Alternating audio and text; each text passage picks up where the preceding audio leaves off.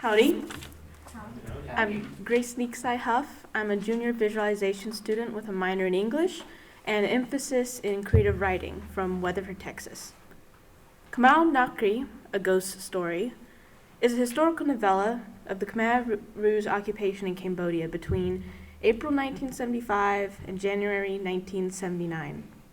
Told through the eyes of a ghost who follows a young girl during the later years in a village turned forced labor camp.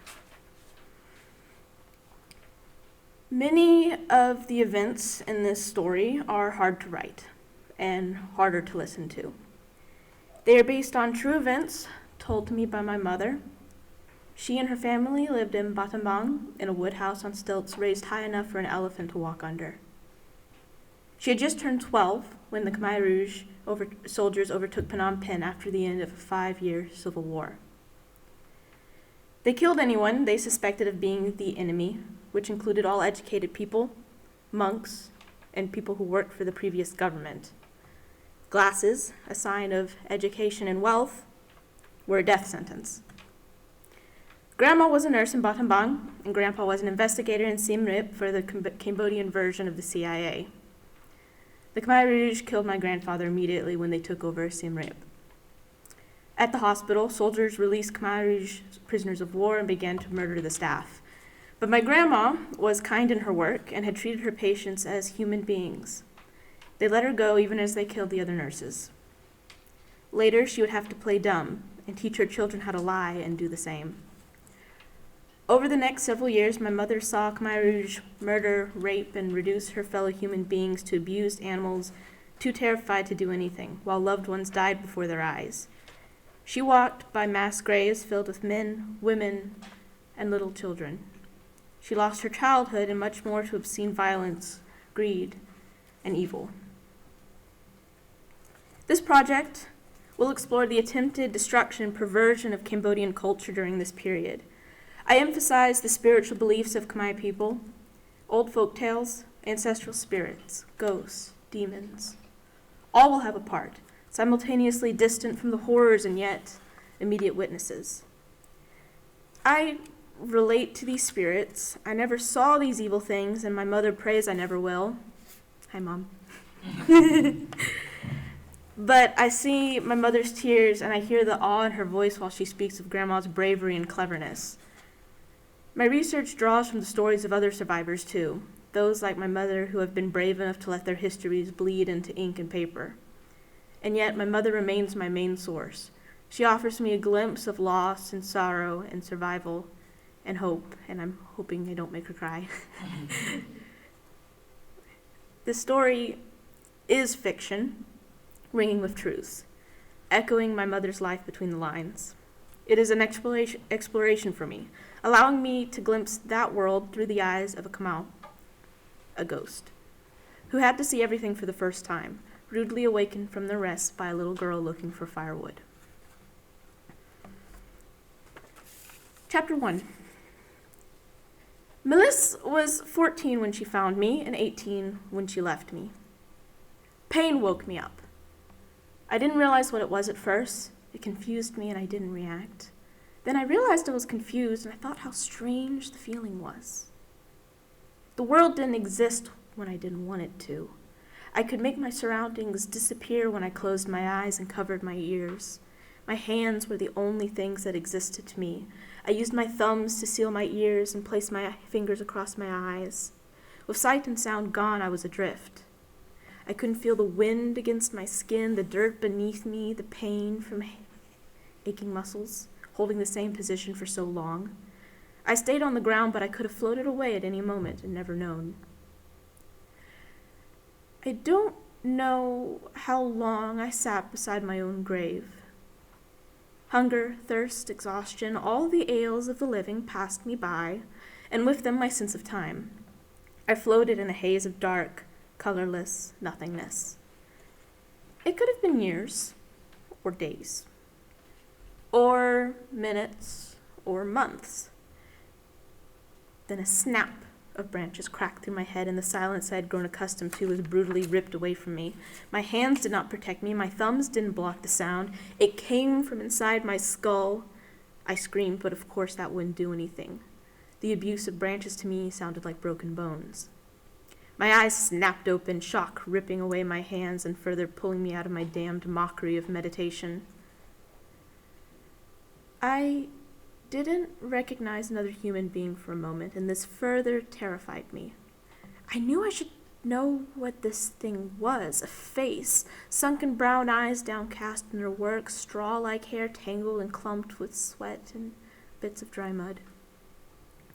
A small girl shouted a bit and yanked her hand away at whatever she was touching. She didn't see me, despite almost knocking her forehead against my nose, passing through it instead. I looked down to see she was wrist-deep in a pile of brambles a moment ago, long thorns sticking out of my crossed legs.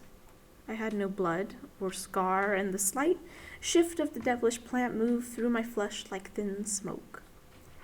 I was surprised and mildly amused. The plant had grown through me, life marching on with no concern for a dead woman, deaf and blind for goodness knows how long. I didn't even block the patches of sunlight coming through the trees.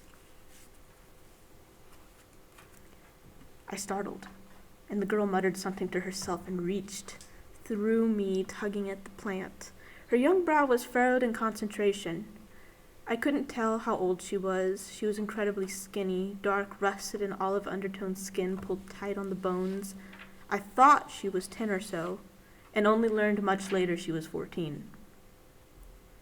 I would have stared at red dripping from her fingers, but the pain that wasn't quite pain tore through me again, and I groaned.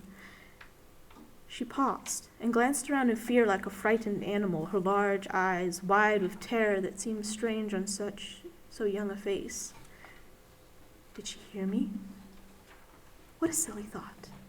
Perhaps she did. I didn't care.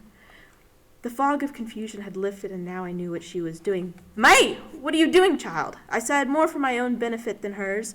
My voice didn't crack from disuse. Why would it? But it was still unfamiliar, and I was surprised at the anger in my tone.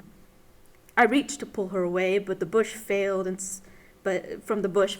settled for scrambling to my feet, pointlessly yelling at the disrespectful child. I was in a poor mood, clearly. My eyes stole my voice as they caught sight of my grave. I was silenced, and I stared at it. The jungle had chased after the scent of my death. The field I was buried in was nowhere to be seen. I was staring out across a grassy hillside mere hours ago. I knew that wasn't true, but it's what I felt. Witnessing time while not being part of it is a jarring experience.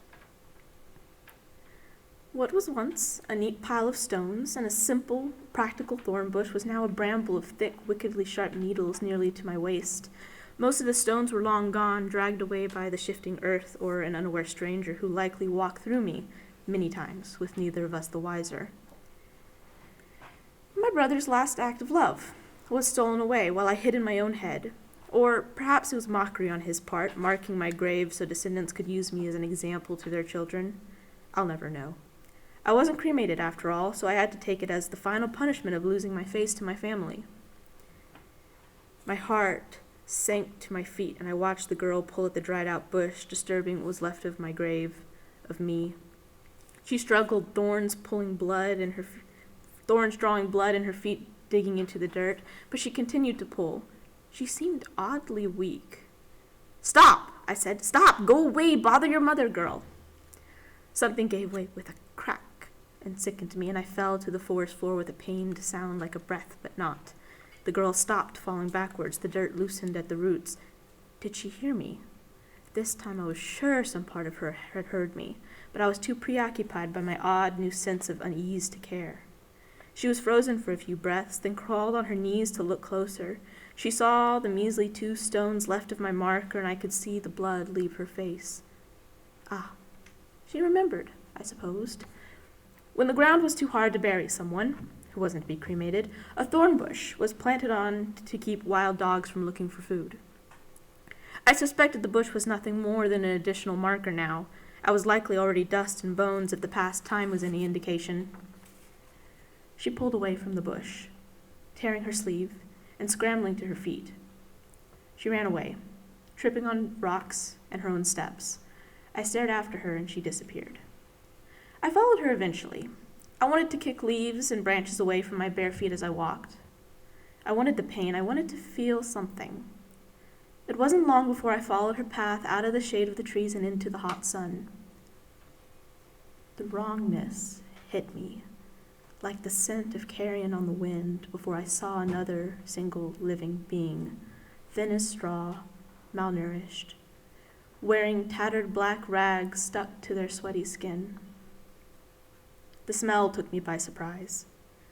I couldn't smell much anymore, the scents dulled but not completely gone. I smelled filth and sweat and gunpowder, and it seemed the dirt was soaked with the smell of rotten meat. The land had changed. Like I said, the forest chased the scent of death, and some of these people looked so close they may as well be corpses already.